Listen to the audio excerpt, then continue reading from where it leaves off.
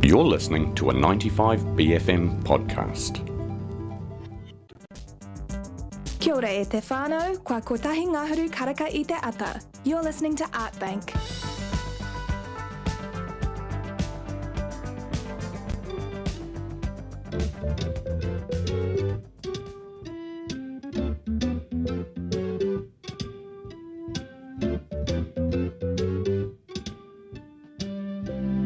Good morning. It is Art Bank. I'm Theo, and I'll be with you for the next couple of hours. We've got a really jam-packed show this morning, 4 interviews, which I'm really looking forward to sharing with you. In the first half of the show, I've got a conversation with Louise Menzies, an artist we've had on Art Bank a few times, who's always a pleasure to talk to. Also in the first half of the show, I'm speaking to Jane from Blue Flower Texts, an Otatahi Christchurch-based bookseller with an emphasis on fine art, fashion, and critical texts. In the second half of the show, I'll be speaking to the painter Richard Bryant and video and performance artist Lee Ming Hu. I've spent the last couple of days listening to Certified Lover Boy and trying to work out how to get Plaster of Paris economically at level 4. We're going to jump into a quick song before our first interview with Louise. This is Polystyrene.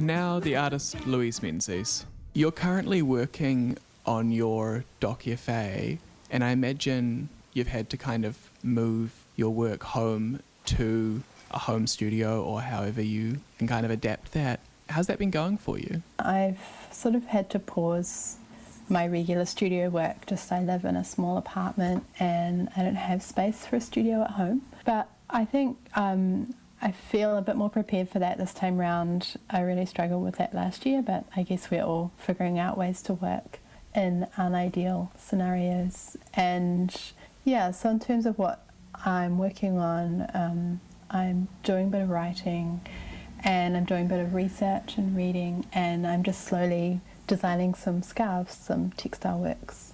I remember you exhibited a textile work at Gus Fisher a few years ago. Is this a continuation of some of the ideas there?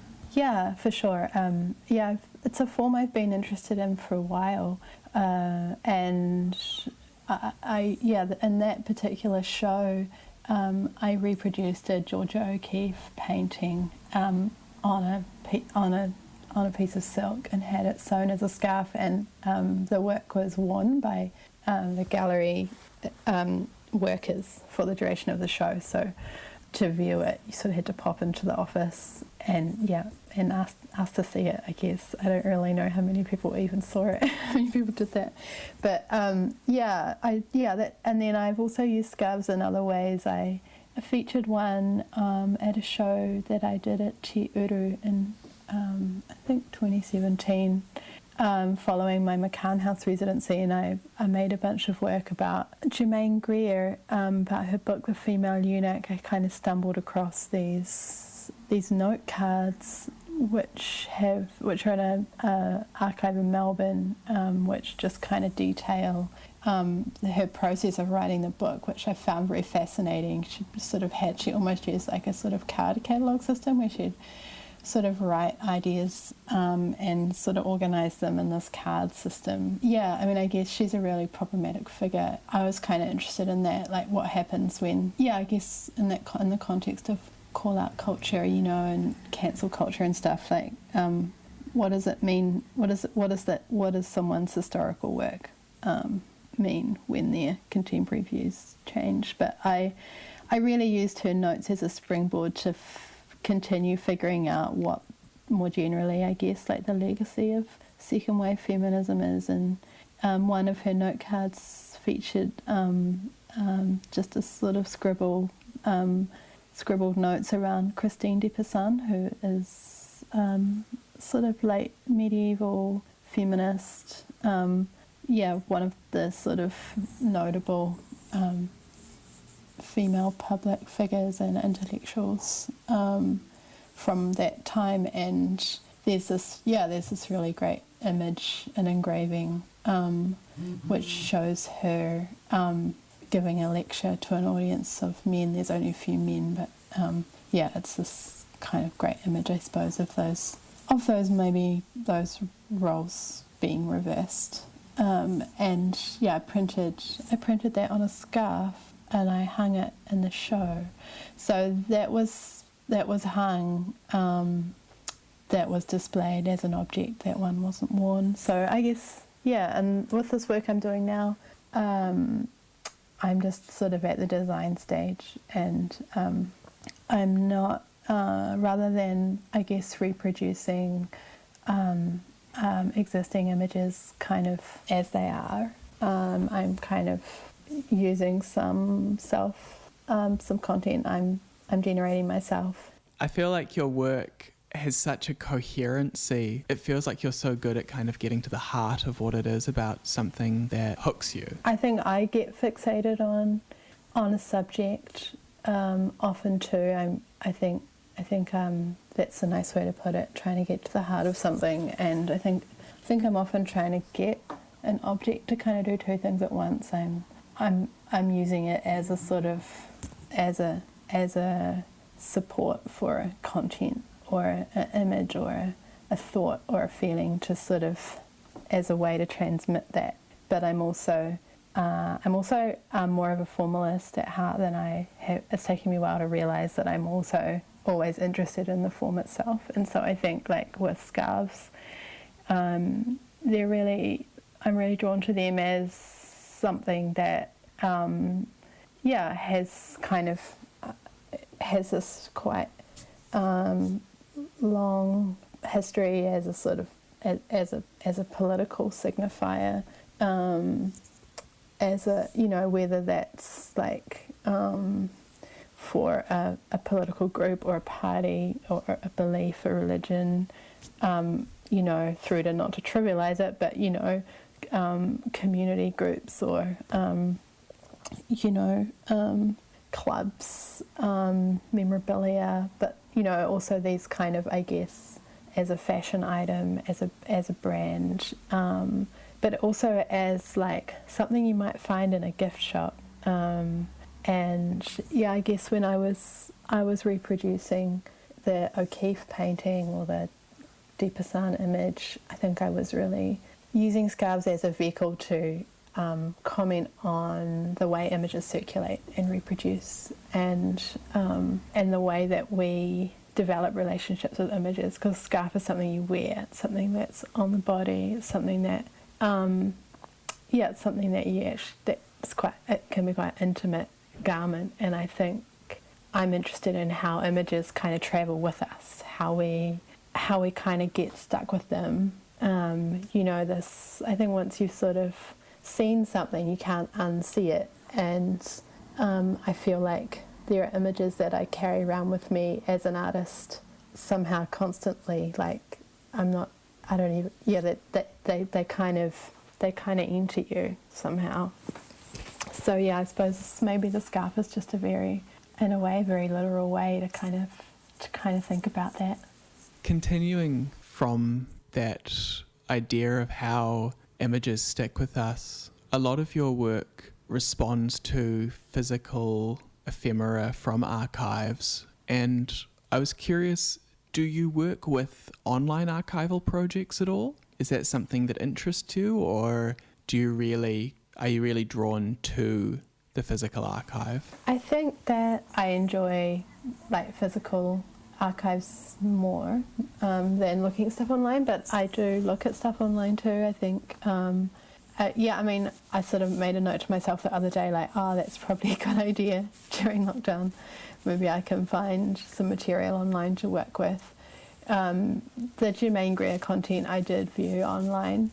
I have sort of fossicked around in like online material. I think the reason I don't do that so much though is actually just like the nature of the internet.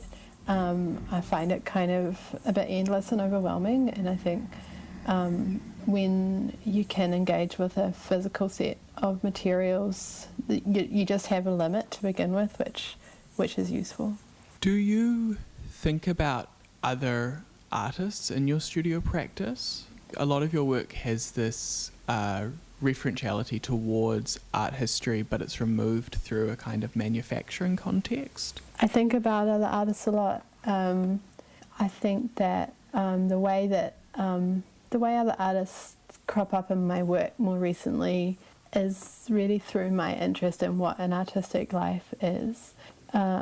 And that was kind of part of the subject of my work. When I was in Dunedin doing the Frances Hodgkins Fellowship, I came to think about Hodgkins herself as well as artists Joanna Margaret Paul and MC Richards, the potter and poet. But yeah, I guess at the moment that's part of what I'm doing while I'm at home. So I've been reading the diaries of Rosemary Meyer, who happens to be Bernadette Meyer's sister. I don't know if anyone knows her work, but she's a poet I've loved for a long time, and just kind of in the last few years, Rosemary's work has kind of been given visibility.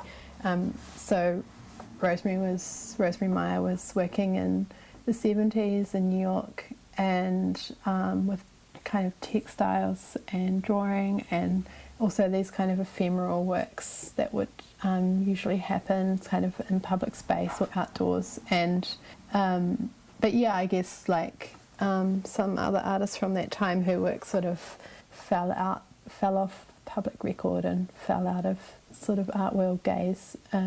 But recently, heard excerpts from her diary, her journal from 1971 have been reprinted, and it's a pretty amazing read. It's really, it's so sort of raw and candid and revealing.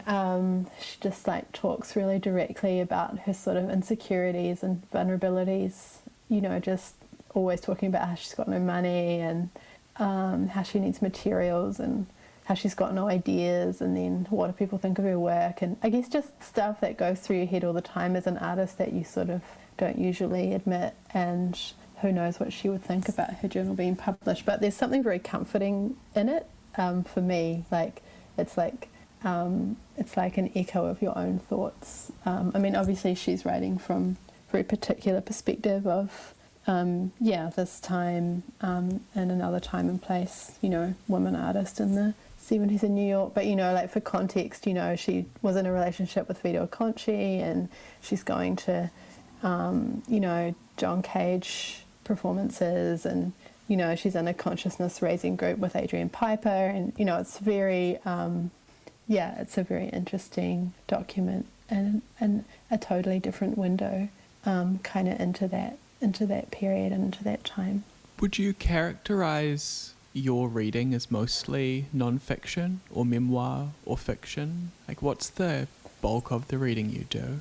Yeah, I read a lot of memoir, I read a lot of poetry. I'm pretty interested in this, like, sort of, I don't know if it's fiction or not, but this kind of writing that people like Rachel Cusk and Deborah Levi kind of producing over the last while, which I guess clearly draws on everyday life, but still rests in the form of fiction. So it's somewhere in between memoir and fiction. For you, is that an extension of this consistent view on what the life of an artist might look like? Yeah, I mean, I think that those writers are absolutely reflecting on what a creative life might mean and what that might mean from, particular kind of gender perspective. I mean, these books are popular, so I figure it's interesting to other people too, but I don't know, sometimes I guess it's just this desire to understand, right? Like this trying to make sense of who you are and what you're doing. I think some artists think about that more than others. It's a bit of a preoccupation for me. I've also gone back and I've just been spending a bit of time with these images, this particular series called June Woman by this American photographer Elaine Quinlan, and it's this work she made a few years ago, but it's a series of black and white photographs, and it's a sort of response to Kobo Abe's Woman in the Dunes, the novel, which I've actually never read. I've only seen the film as my reference, but it's this, I don't know if you know it, but it's this story of like a couple who sort of get trapped in a pit, and it's sort of this, it's their home, but it's sort of somehow equally a sort of a prison and an Eden, and the whole thing just feels like this metaphor for lockdown in a way. And Quinlan's photos are sort of like images of like her body, which she photographs in the bathroom, and then sort of close up of like raked sand, and this sort of grainy image that sort of looks a bit like a storm, but it's quite like cropped and tight. Like everything's really sort of, everything feels like it's in close up somehow. And yeah, they've been kind of a comfort to me. I was thinking recently about how I have a few friends who quote unquote became artists a little bit later in their lives than I did. I went straight into art school out of high school, and I feel like the kind of problem with going into art school out of high school is that it's very difficult to disentangle who you are as a person and who you are as an artist, and you're actually doing two very different things but treating them as one thing. Whereas maybe when you've kind of achieved more of a personhood and you kind of have a stronger sense of your own identity, you can come into being an artist knowing who you are and ready to kind of test out who you want to be as an artist in different ways.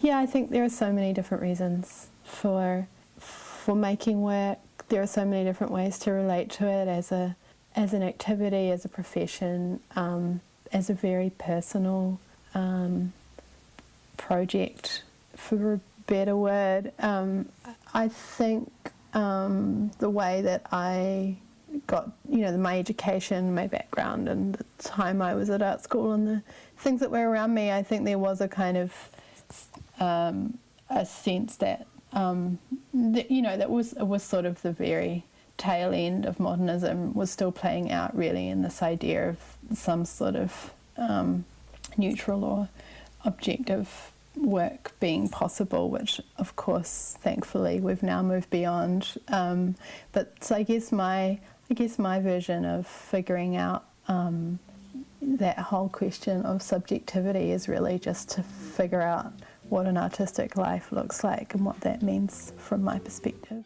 So that was Louise Menzies, and we can jump into another song now before our conversation with Jane from Blue Flower Texts. This is Tio Jazz with Owuo Adada Me.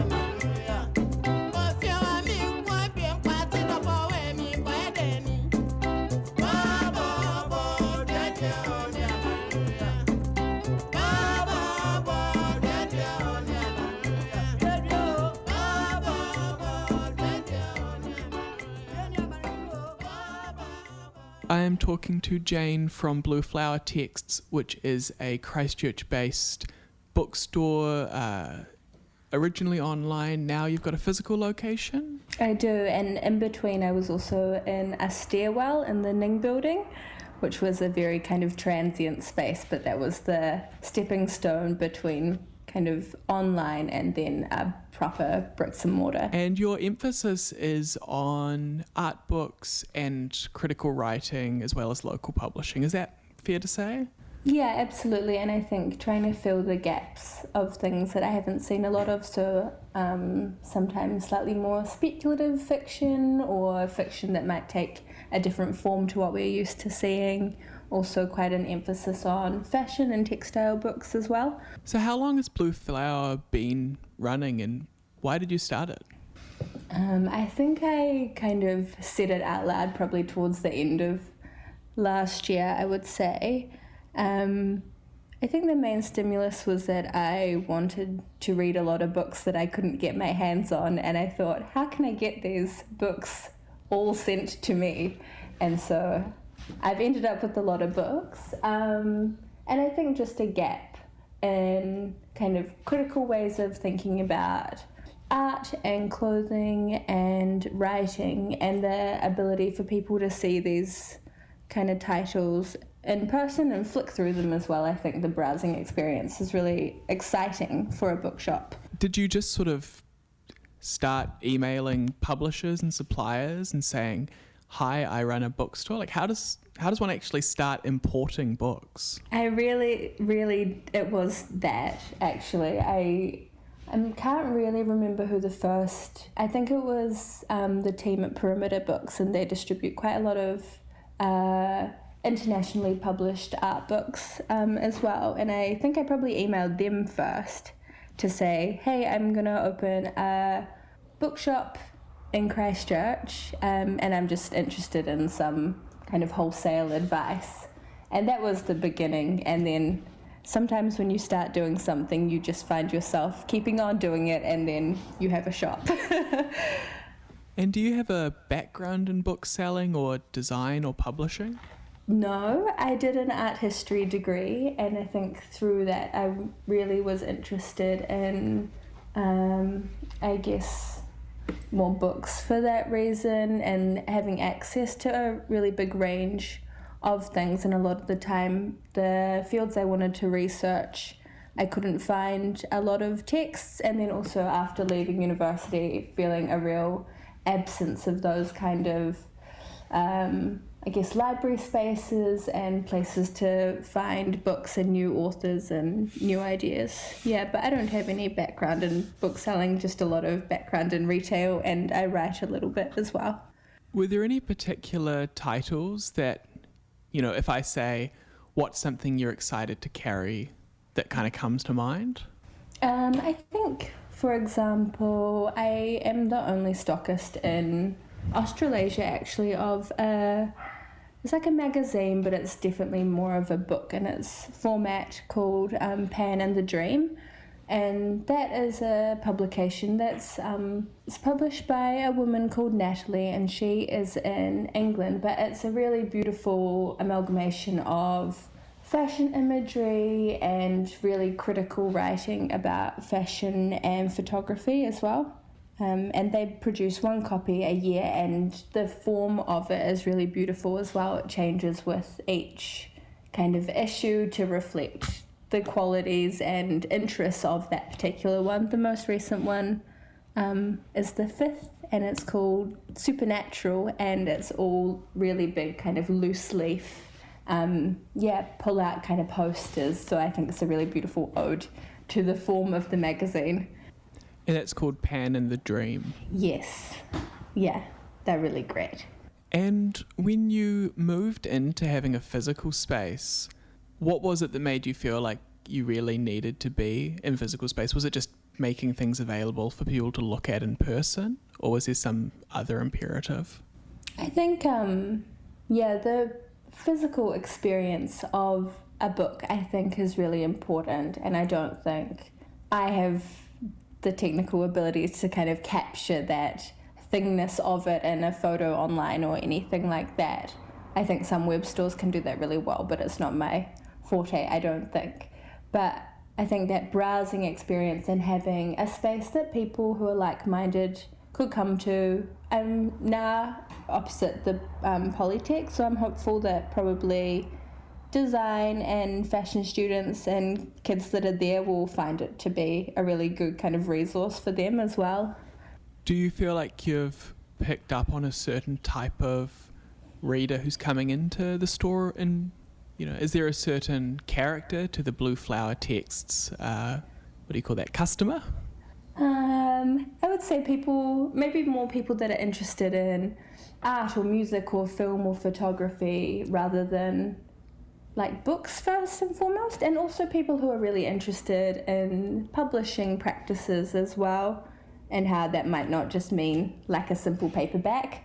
Yeah. I think it's interesting that you said that it's not necessarily your forte to design a website that can take the place of a bookstore, because you do have quite a striking website. Like, it's a really tactile design, and I do love how the books are photographed rather than, you haven't just found photos of the covers. Yes, thank you. They're all like photographed on like a table or the floor. It's actually this funny like filing cabinet I have in my living room that everything gets photographed on. Yeah, so the light in the room kind of changes, so some of them are a bit cooler in photo temperature than others, but it was a way that meant that I could keep it uploaded frequently and kind of up to date. That was, accessible for me to do from home with my iPhone.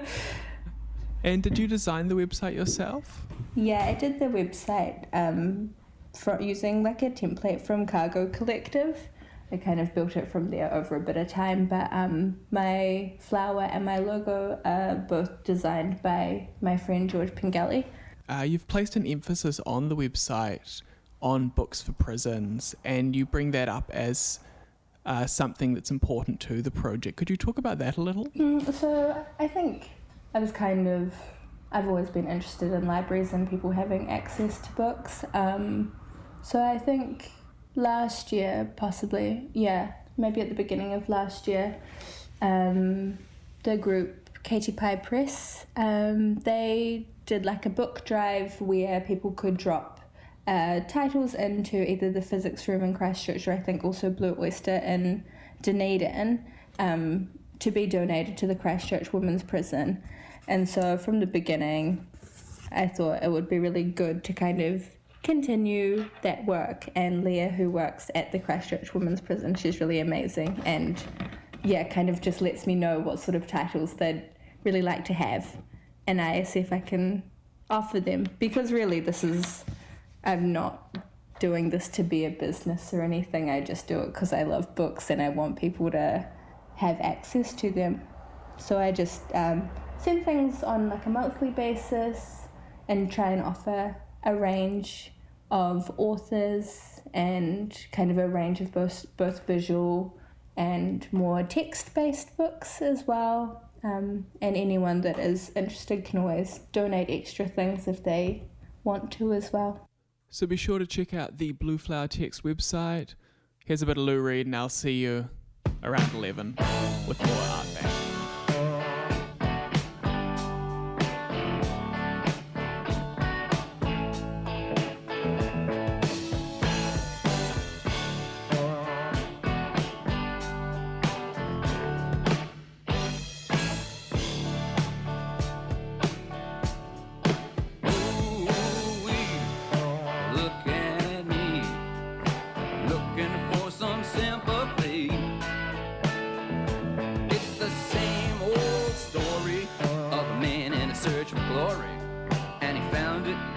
There underneath the bottle. Things are never good. Things go from bad to weird. Hey, give me another scotch with my beer. I'm sad to say I feel the same today as I always do. Give me a drink to relax me. Ooh-wee, liquor set me free. I can't do no work, the shakes inside me. Ah, shucks, I've got the lousiest luck. I'm sick of this underneath the bottle. 7 days make a week, on 2 of them I sleep. I can't remember what the heck I was doing. I got bruises on my leg from I can't remember when. I fell down some stairs, I was lying underneath the bottle. Ooh-wee, son of a bee. You get so down, you can't get any lower. So long, world, you play too rough, and it's getting me all mixed up. I lost my pride, and it's hiding there underneath the bottle.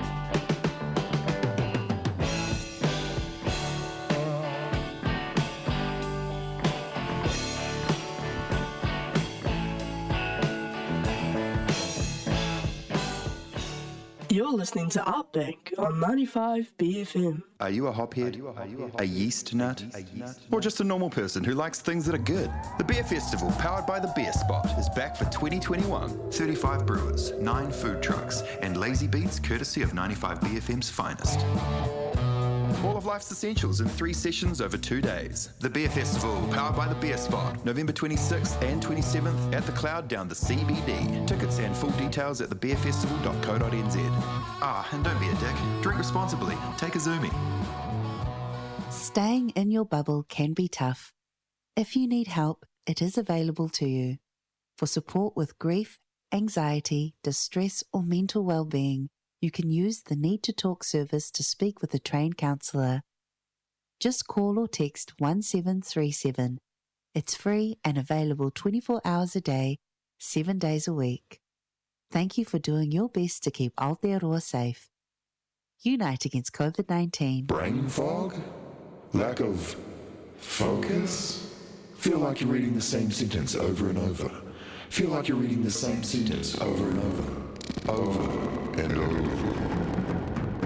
Don't let lockdown brain get you down this level 4. Arepa supports focus and mental clarity so you can stay productive over lockdown, whether that's staying sharp for Zoom or just keeping your eye on Call of Duty. Arepa, caffeine-free, loaded with good stuff like vitamin C and antioxidants, and available now at your local supermarket or online at drinkarepa.com. 95bfm's Art Bank. Best gumbo you ever made. Gumbo?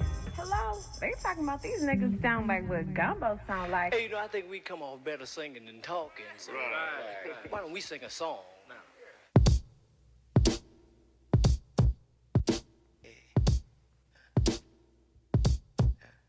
See this back here for the foes. They say, hold on, be strong. Swear I ain't been here that long, but I done seen it all.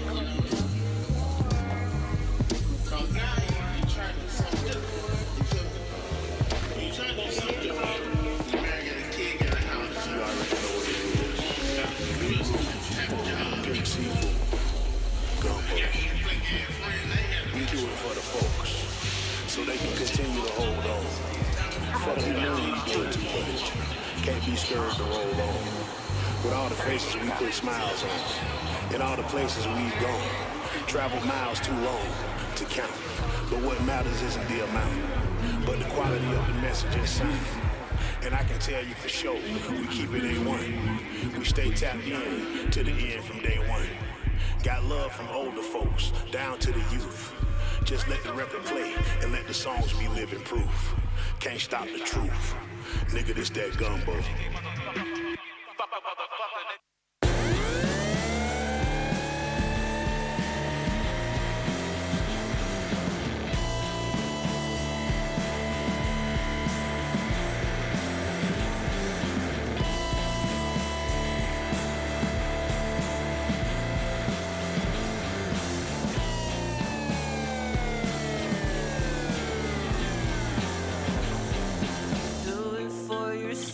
Johnny, do it for your wealth, do it for your loved ones, but remember your own health. I expect the worst, always waiting on a twist. You ain't making money, it don't make a difference. Boy, you're such a drag, can't believe you have your tea like that. I just like it black. I've been told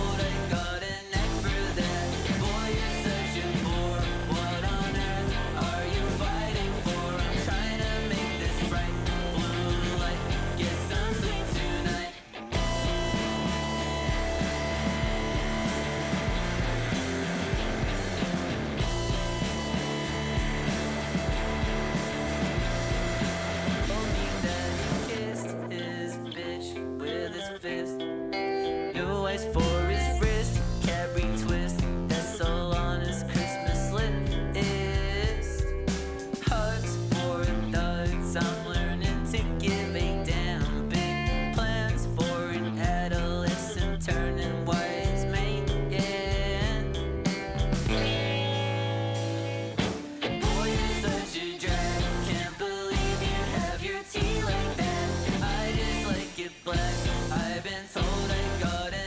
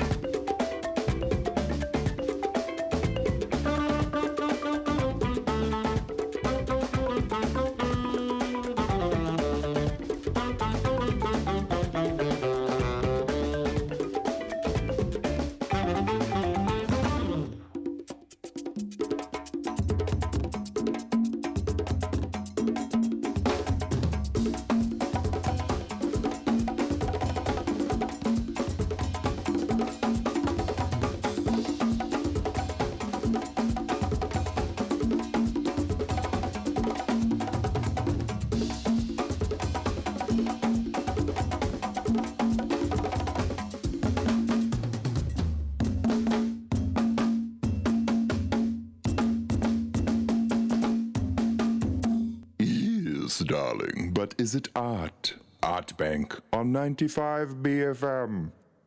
Take a step inside a bird's mind's eye. What do you see? How do you see? Flowers in psychedelic reconstitution. The brilliant colors of an unseen spectrum. Likewise, Parrot Dog Bird's Eye Hazy IPA offers an equally refreshing change of perspective. Citrus and stone fruit accents, mellow, soft, and silky texture. Find Parrot Dog Bird's Eye Hazy IPA in supermarkets and online at parrotdog.co.nz. Delivery nationwide. Nice. Staying in your bubble can be tough. If you need help, it is available to you. For support with grief, anxiety, distress, or mental well-being, you can use the Need to Talk service to speak with a trained counsellor. Just call or text 1737. It's free and available 24 hours a day, 7 days a week. Thank you for doing your best to keep Aotearoa safe. Unite against COVID-19. Oh, my favourite jazz solo of all time. You know that one that's like boopity pow Nah, I feel like they definitely improvise like You guys still talking about jazz? Yeah, just trying to work it out, man. Do you know Grover? Grover Washington, Limelight, great album. Grover from the Muppets. Okay. Yeah, I guess so. Does he like jazz? All kinds of people love jazz. The 95BFM Jazz Show, Sundays at 12 with Blind Mango Chutney, Def Jim, Miss Dom, Francis Chan, or Dr. Mark Baines. The 95BFM Jazz Show, 12 till 2 p.m. Sundays. Jazz, they just make it up as they go along. Oh, that's a good art. It's Art Bank on 95BFM.